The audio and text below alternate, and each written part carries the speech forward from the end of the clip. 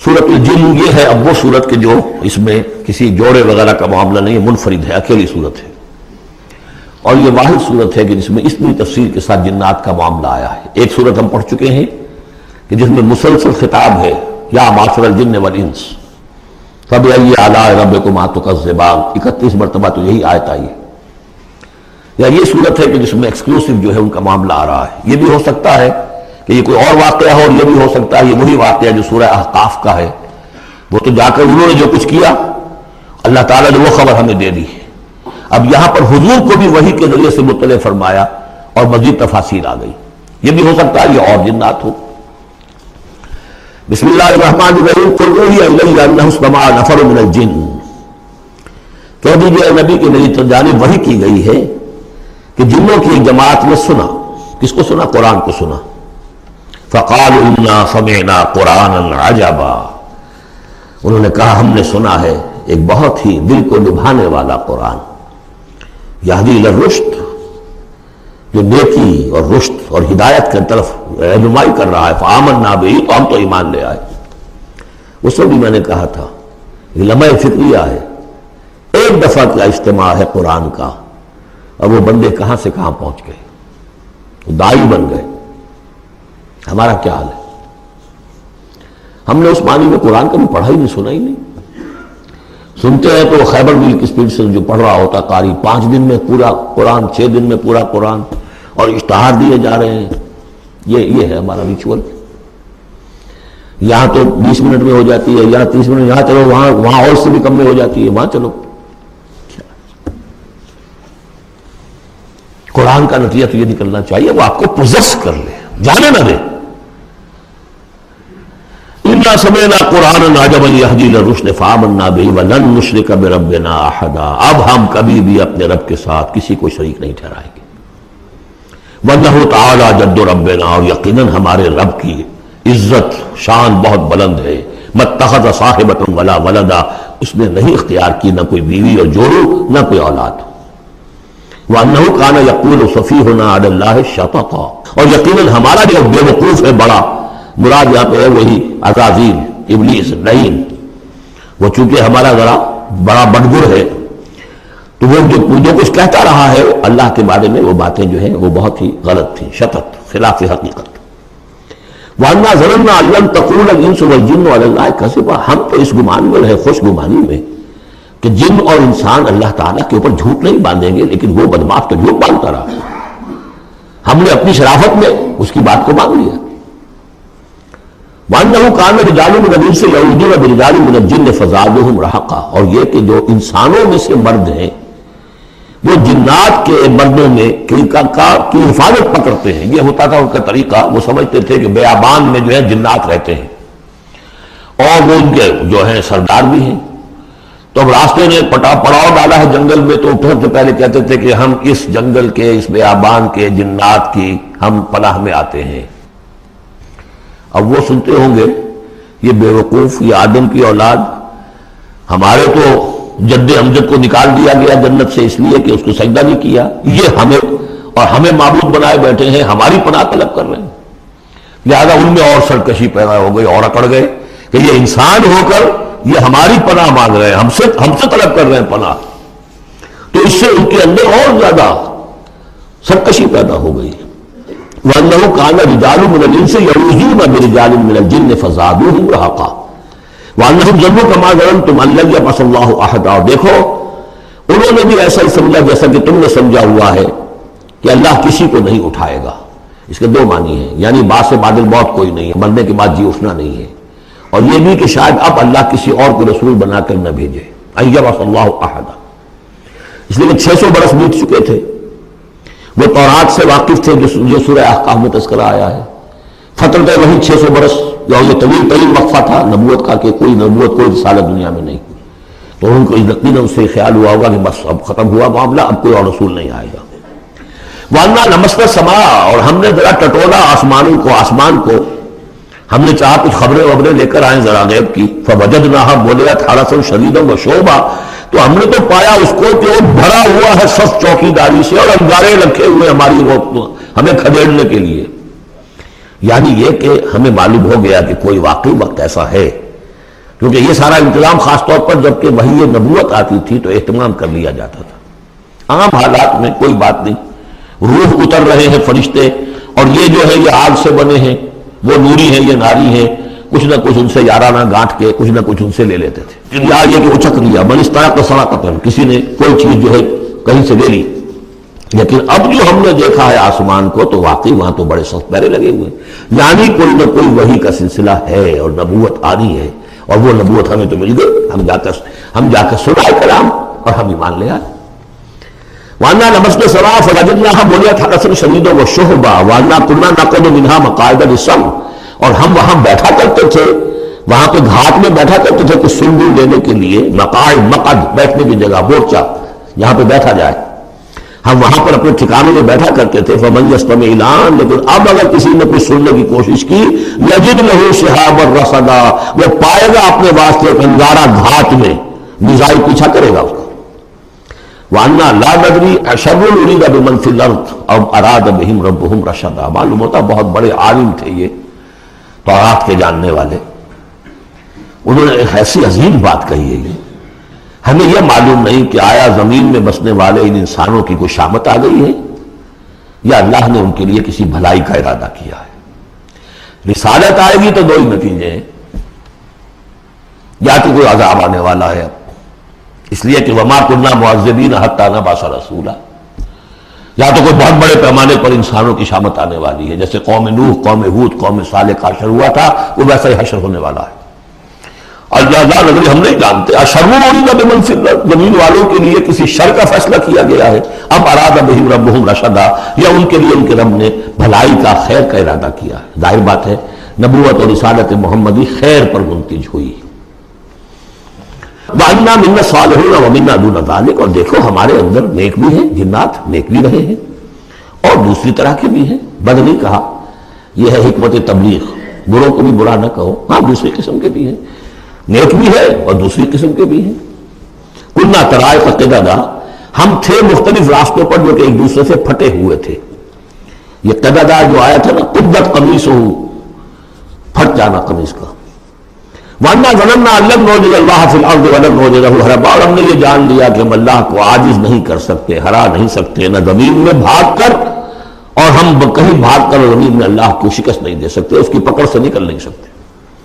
وَأَنَّا لَمَّا سَمِعْنَا الْهُدَىٰ آمَنَّا بِهِ، اور ہم نے تو جب وہ ہدایت سنی، الہدا سنا، اس کی استماع ہم نے کیا، ہم تو اس پر ایمان لے آئے۔ فَمَن يُؤْمِن بِرَبِّهِ فَلَا يَخَافُ بَخْسًا وَلَا رَهَقًا، تو جو کوئی بھی ایمان لائے گا اپنے رب پر، اسے کوئی خوف نہیں ہوگا کہ نہ اسے کوئی نقصان دیا جائے گا، نہ اس کو کوئی زبردستی ہوگی، کوئی زیادتی ہوگی، جیسے جیسے ان کے اعمال صالحہ ہیں پورے اللہ تعالیٰ ان کا اجر ان کو دے دے گا۔ وَأَنَّا مِنَّا الْمُسْلِمُونَ وَمِنَّا الْقَاسِطُونَ، اور دیکھو ہمارے اندر وہ بھی ہیں جو فرما بردار ہیں اور وہ بھی ہیں جو بے انصافی کرتے ہیں۔ یہ قسط کے لفظ کے ساتھ سمجھ لیجئے، جب یہ ثلاثی مجدد میں آتا ہے تو قاسط اس میں فاعل بنا، وہ ناانصاف کے معنی میں ہے، یہ باب افعال کے خواص میں سے ہے، سلب ماخذ اس کو کہتے ہیں۔ جب باب افعال میں آئے گا تو اس کے معنی ہے عدل و انصاف، اور جب ثلاثی مجرد میں آئے گا تو ناانصافی۔ قاسطون فمن اسلم فاولئک تحروا رشدا، جو لوگ اسلام لے آئے، اطاعت قبول کر لی، تو انہوں نے تو گویا کہ ڈھونڈ نکالی خیر کی راہ، نیکی کی راہ انہوں نے تلاش کر لی۔ وَأَمَّا الْقَاسِطُونَ، اور جو بے انصاف فَكَانُوا لِجَهَنَّمَ حَطَبًا، وہ لوگ جو ہے پھر جہنم کا ایندھن بن کر رہیں گے۔ یہاں تک ان کی تقریر ہے جو انہوں نے تبلیغ کی ہے۔ اب جو بات آگے آ رہی ہے یہ خود اللہ کی طرف سے کلام ہے۔ أَن لَّوِ اسْتَقَامُوا عَلَى الطَّرِيقَةِ لَأَسْقَيْنَاهُم مَّاءً غَدَقًا، اور یہ کہ یہ اگر لوگ اپنے اس طریقے پر جو طریقہ انبیاء کا تھا، جو آدم نے دیا تھا، جو نوح نے دیا تھا، یہ چلتے رہتے تو ہم انہیں خوب پلاتے، پانی بھر بھر کر خوب سیراب کرتے ان کو۔ یہاں لفظ طریقت آیا ہے قرآن میں، شریعت، طریقت۔ ثم جعلناک علی شریعت من الامر، شریعت اور یہ طریقت، دونوں کا مفہوم ایک ہے، طریقہ اور شریعت، لیکن یہ کہ اس کا استعمال ہو رہا ہے کہ شریعت سے مراد لی جاتی ہے جو دین کی قانون ہے، اس کے ظاہری پہلو، قانونی پہلو، اور طریقت اسی کے باطنی پہلو کا نام ہے کہ ایک نماز ہے، وضو کیسے کرو گے، کیا فرائض ہیں، کیا نوافل ہیں، کیا کام رہ گیا تو وضو نہیں ہوا، یہ شریعت بتائے گی، یہ آپ کو فقیہ بتائیں گے، یہ آپ کو مفتی حضرات بتائیں گے، لیکن نماز کی اصل روح تو ہے خشوع اور خضوع، حضور قلب، یہ پھر طریقت کی طرف منتقل کر دیا گیا. بدقسمتی سے پھر ان کو پھاڑ دیا گیا، وہ علیحدہ علیحدہ ہو گئے. یہ سب چیزیں یکجا ہونی چاہیے تھی. اور جو ہمارے اولین صوفیاء ہیں وہ بہت بڑے عالم بھی تھے، ایسے نہیں تھے کہ صرف صوفی تھے، وہ بہت بڑے مفتی بھی ہوتے تھے. بلکہ اولین کیا، اس دور میں بھی جو میں نے آپ سے بتایا تھا کہ قاضی صلاح اللہ پانی پتی رحمۃ اللہ علیہ، وہ مفتی بھی ہیں، مفسر بھی ہیں، محدث بھی ہیں، اور بہت بڑے مرشد بھی ہیں. میرزا مذہب جانے جانا شہید کے خلیفہ ہیں. اور یہ سب شیخ احمد سرہندی رحمۃ اللہ علیہ کا جو سلسلہ ہے، سلسلہ مجددیہ نقشبندیہ، اس کے بزرگ ہیں. تو وہ ہے وہ جامع صفات لوگ. لنفتنہم فیہ، اور یہ بھی جو ہم کو پانی پلاتے اور سیراب کرتے، یہ بھی اس لیے تاکہ ان کو اور جانچے اور پرکھے اور امتحان لیں. ایک امتحان غربت میں ہے، ایک امتحان تمنگری میں ہے. ایک امتحان فاقے میں ہو رہا ہے، ایک امتحان ہو رہا ہے کہ کثرت میں دے رکھا ہے. وَمَن يُعْرِضْ عَن ذِكْرِ رَبِّهِ، اور جو کوئی بھی اعراض کرے گا اپنے رب کے ذکر سے، يَسْلُكْهُ عَذَابًا صَعَدًا، تو وہ چلے گا، وہ ڈال دے گا اس کو چڑھتے عذاب میں. اللہ تعالیٰ ایسے عذاب میں صعدا، جس کی شدت بڑھتی چلی جائے گی.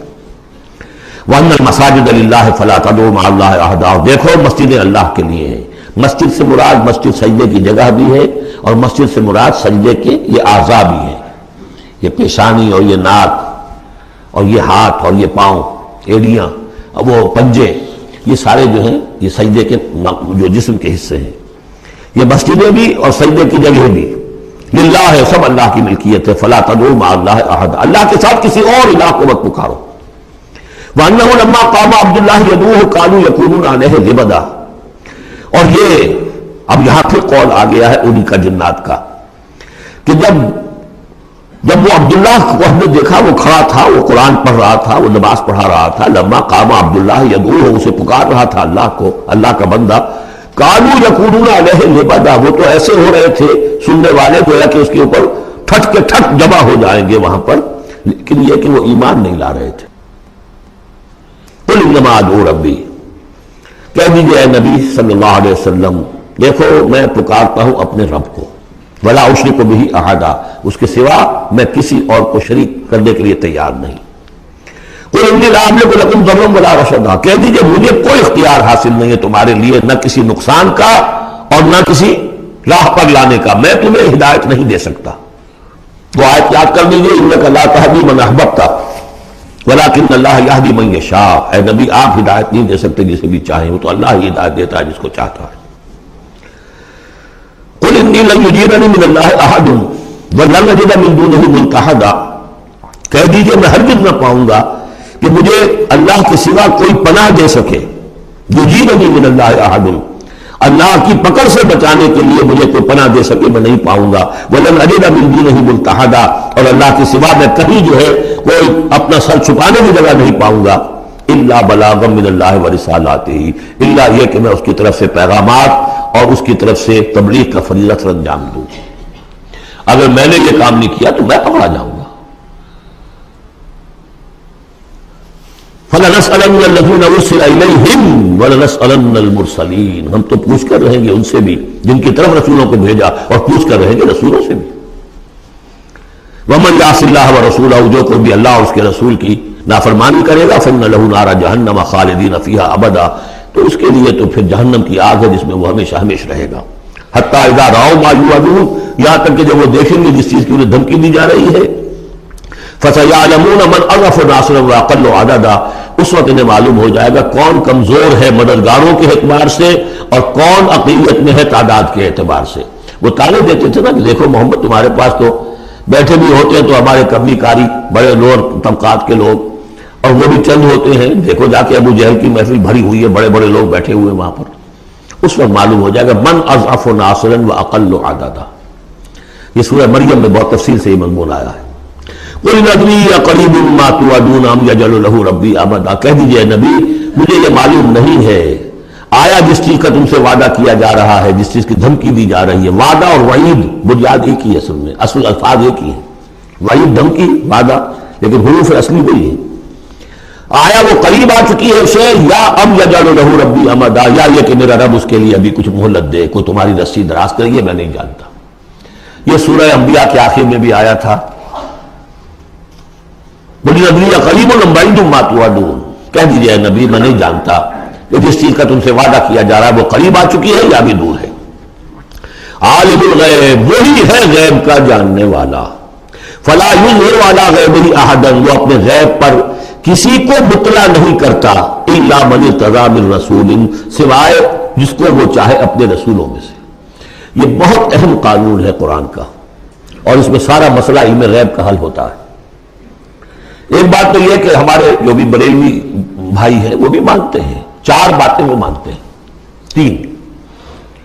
میں نے ایک مرتبہ تحقیق کی تھی بڑی مفصل، جا کر بعد لوگوں سے ملاقات کی، ابھی میں طالب علم تھا، کہا دیکھیے ہم ثابت مانتے ہیں اس بات کو،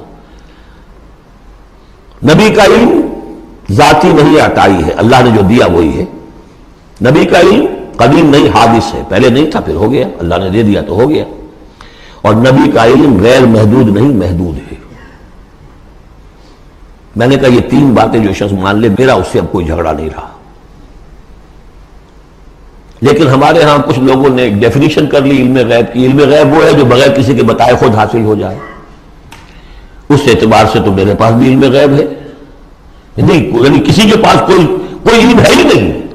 ہمیں دیا اساتذہ نے دیا، حضور کو دیا اللہ نے دیا، جبریل کو دیا اللہ نے دیا، اس معنی میں تو ذاتی علم تو کوئی بھی نہیں مانتا کسی کا، علم تو دینے سے ہوتا ہے۔ البتہ علم غیب کسے کہتے ہیں؟ وہ چیزیں جو ہماری نگاہوں سے چھپا دی گئی ہیں، وہ عالم غیب ہے، جنت ہے، دوزخ ہے، فرشتے ہیں، یہ سب کیا ہے؟ عالم غیب۔